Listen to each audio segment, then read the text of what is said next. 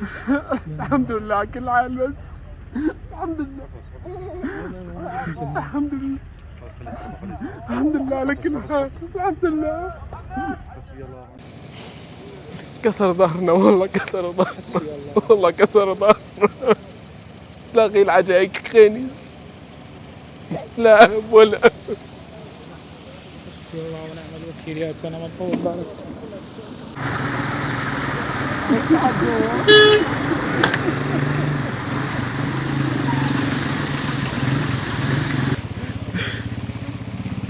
والله مشي امور العيلي، والله والله العظيم مشي امور العيلي.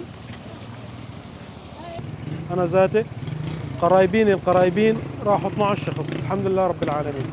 امي هلا تحت الانقاض محسن طالعه، اخويك وعم طالعوا هلا، اخوي الثاني كمان لسه ما طلع من تحت الانقاض.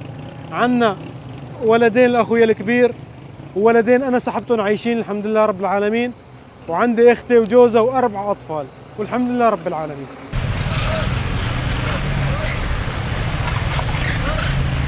عائلتي اولادي واولادها يعني اسري بعدهم تحت الانقاض، ما في حدا يساعدهم، ما في الات، ما في ولا شيء امكانات ولا شيء. اولاد عم نسمع اصوات اللي بعدهم احياء بس ما في شيء يطلعوا، ما في حدا يطلعوا، ما في الات. نناشد كل الدول، نناشد الانسانيه يجوا يساعدونا يا اخي، مصيبه وقعت علينا.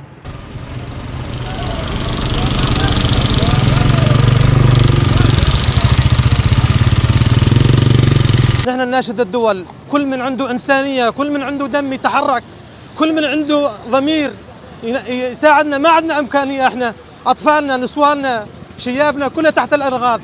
نحن كارثة، كل طوابق نازلة فوق الأرض بشهر وثلاث شهور ما نطالع الميتين. نحن كارثة كارثة، وما بي عندنا إمكانيات شيء. حسبي الله ونعم الوكيل.